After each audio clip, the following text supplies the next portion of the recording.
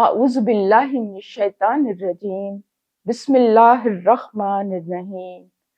آپ صلی اللہ علیہ وسلم کا ایک فرمان ہے، فرمان عالی شان ہے۔ ایک واقعہ ہے اس طرح سے، ایک دفعہ آپ صلی اللہ علیہ وسلم نے حضرت معاذ بن جبل کا ہاتھ پکڑا اور اس طرح سے پکڑا اور فرمایا کہ اے معاذ، مجھے تم سے محبت ہے۔ مطلب آپ نے یہ فرمایا، اور پھر فرمایا کہ آپ نماز کے بعد یہ ذکر کیا کرو۔ وہ ذکر کیا ہے کہ ربی آئنی علی ذکری کا و شکری کا و حسن عبادتک۔ کتنا خوبصورت ہے یہ ذکر، کتنا چھوٹی سی یہ آیت ہے اور چھوٹی سی دعا ہے، اور اس میں معنی کا سمندر ہے۔ اس کا ترجمہ کچھ یہ ہے کہ الہی مجھے توفیق دے کہ میں تیرا ذکر اور تیرا شکر اور خوبصورت عبادت کر سکوں، کہ آپ یہ نماز کے بعد پڑھا کریں نا۔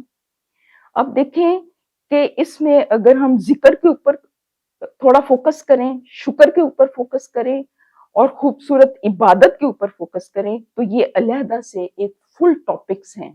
لیکن جو ہمارے سمجھنے والی بات ہے، جو ہم نے اس آپ صلی اللہ علیہ وسلم کے فرمان کی روشنی میں ہم نے اپنے لیے جو نکات اخذ کرنے ہیں، وہ یہ ہے کہ ہم اپنی زندگیوں کو ذکر، شکر اور حسن عبادت کے مطابق ہم ڈھال لیں، اور جس طرح سے آپ صلی اللہ علیہ وسلم نے محبت سے یہ پیغام دیا تھا، تو اس محبت کے حصول کے لیے ہم اس نقطے کو اپنی زندگی میں ضرور بضرور شامل کریں۔ کیونکہ اب ہم ذکر کو لے لیں، ذکر سے کیا مراد ہے؟ ایک زبانی ذکر ہے، ایک قلبی ذکر ہے، اور ایک اعضائے جوارے سے ذکر ہے۔ زبانی ذکر کیا ہے کہ ہم اللہ تعالیٰ کا ذکر جیسے ہم کرتے ہیں، کلمہ طیبہ پڑھنا، دوسرا کلمہ، تیسرا، چوتھا، سبحان اللہ و بحمدہ، سبحان اللہ العظیم، اس کا ذکر کرتے رہنا، پھر دل سے یاد کرنا، یاد رکھنا، اسی کے ذکر میں رہنا، اسی کی یاد میں رہنا۔ اور پھر کیا ہے کہ اعضائے جوارے سے ذکر کیا ہے کہ جب بھی ہم کسی کے ساتھ کوئی بھی معاملہ کریں تو ہمارے معاملے میں کیا ہو؟ شفافیت ہو، اس میں خوبصورتی ہو، اس میں کسی کو دھوکہ نہ ہو۔ مثلاً اگر ایک تاجر دکان پر تول رہا ہے تو وہ بھی ذکر کر رہا ہے، اگر وہ اس میں صحیح تول رہا ہے۔ دودھ والا اگر ملاوٹ نہیں کر رہا تو وہ بھی اللہ تعالیٰ کا ذکر کر رہا ہے، وہ اس لحاظ سے ذکر کر رہا ہے کہ وہ اللہ تعالیٰ کو یاد کرتے ہوئے اس میں کوئی ملاوٹ نہیں کرے گا، تو یہ بھی اللہ تعالیٰ کا ذکر ہے، یہ ایک انداز ہے۔ پھر شکر کیا ہے اللہ تعالیٰ کا؟ شکر تو میں کہتی ہوں کہ یہ شکر کا جو لفظ ہے نا، اس کے اندر اتنی معنویت ہے، اس کے اندر اتنی گہرائی ہے کہ جتنا ہم سوچتے جائیں، جتنا ہم شکر کرتے جائیں، جتنا اس کے آگے جھکتے جائیں، پھر بھی اس کا شکر ادا ہو ہی نہیں سکتا، کیونکہ ہم ایک ایک سانس کے لیے، میں کہتی ہوں کہ ایک ایک قدم کے لیے، ایک ایک حرکت کے لیے ہم اس کے محتاج ہیں۔ لہٰذا اسی کا شکر ہے، کیونکہ اسی نے ہمیں پیدا کیا ہے، وہی کھلا رہے، وہی پلا رہے، وہی چلا رہے، ہر چیز اسی کی توہین میں منت ہے، ورنہ ہم ہیں کیا؟ ہماری ہستی کیا ہے؟ ہمارا ایک ایک سانس اسی کے قبضہ اختیار میں ہے، تو پھر شکر بھی اس کا ہے۔ سختی ہو، گرمی ہو، ہر حالت میں الحمدللہ علی کل حال۔ اور یہ شکر جو ہے وہ صرف زبانی شکر نہ ہو، بلکہ دل کی گہرائیوں کے اندر سے اترا ہوا شکر ہو، ایسا شکر ہو کہ انسان جو ہے اس شکر کے نتیجے میں وہ نافرمانیوں سے باز آ جائے۔ اور سب سے بہترین شکر کیا ہے؟ میں یہ سمجھتی ہوں کہ سب سے بہترین جو شکر ہے نا، وہ میں یہ سمجھتی ہوں کہ انسان اللہ تعالیٰ کی دی ہوئی نعمتوں کو اس کی فرما برداری میں لگائے اور اس کی نافرمانی میں نہ لگائے۔ یہ مطلب میں کہتی ہوں کہ کم از کم یہ تو وہ ضرور کرے کہ مثلاً اللہ تعالیٰ نے انسان کو وجود دیا ہے، اس کو ذرائع دیے ہیں، اس کو وسائل دیے ہیں، اس کو آنکھیں دی ہیں، اس کو کان، ناک، ہاتھ، سب کچھ، تو اپنے اعضاء، اپنے بدن کے اعضاء کو بھی اور اپنے وسائل کو بھی وہ نیگیٹیوٹی میں نہ لگائے، وہ گناہ میں نہ لگائے، تو یہ شکر کا ایک بہترین طریقہ ہے۔ اور دوسرا کیا ہے؟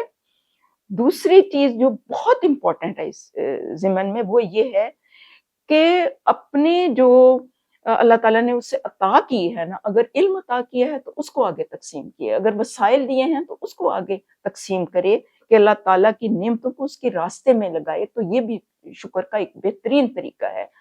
اور اس کو میں کہتی ہوں کہ حضرت داؤد علیہ السلام کہتے تھے کہ یا اللہ میں تیرا شکر ادا کیسے کروں، کہ یہ شکر کی توفیق بھی تو تیری ہی طرف سے ہو رہی ہے نا، تو یہ جو شکر کی توفیق ہے اس کے اوپر بھی میں تیرا شکر کیسے ادا کروں۔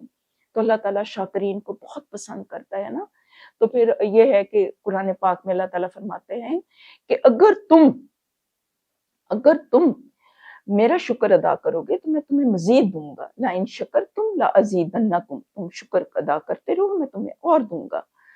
اور پھر یہ ہے کہ وہ حسن عبادت، یقین کریں یہ علیحدہ علیحدہ سے ایک ایک لفظ ہے، لیکن یہ علیحدہ علیحدہ سے ایک موضوع ہے۔ حسن عبادت کیا ہے کہ عبادت کا شوق بھی ہو، ذوق بھی ہو، اور ایک تو ہے کہ رسمی طور پر عبادت کر لینا، جیسے پرستش ہمیں کہتے ہیں، نماز، روزہ، زکوٰۃ، حج، اور ایک عبادت یہ بھی ہے کہ اس کو عبادت کی روح کے ساتھ کرنا، اس کو خوبصورتی کے ساتھ کرنا، اس کو سچائی کے ساتھ کرنا، اس کو اخلاص کے ساتھ کرنا۔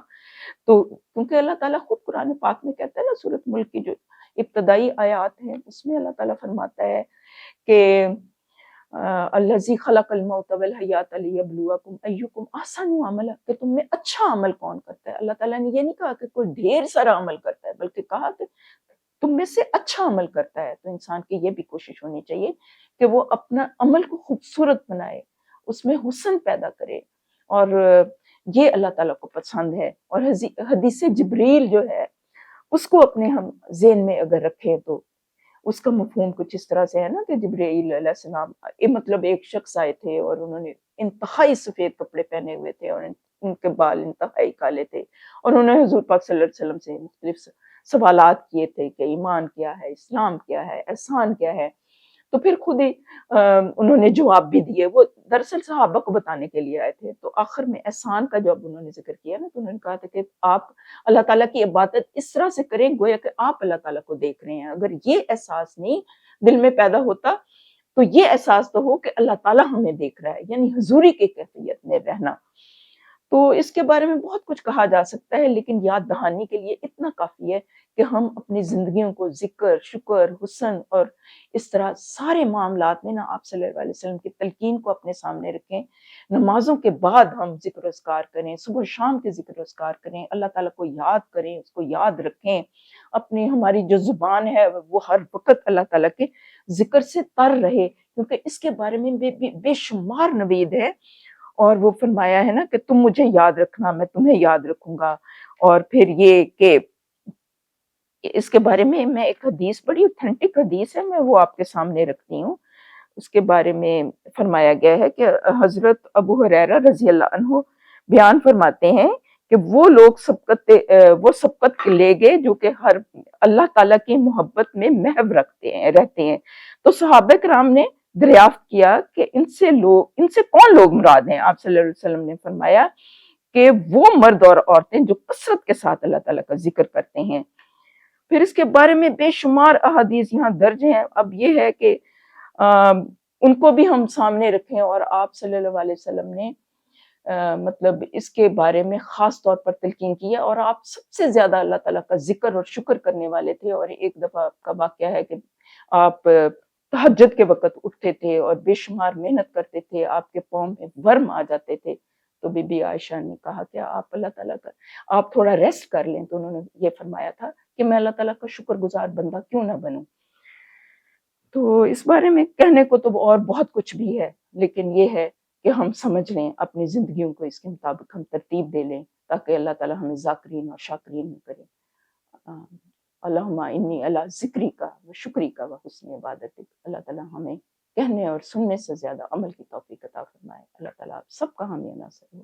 فی امان اللہ، اللہ حافظ۔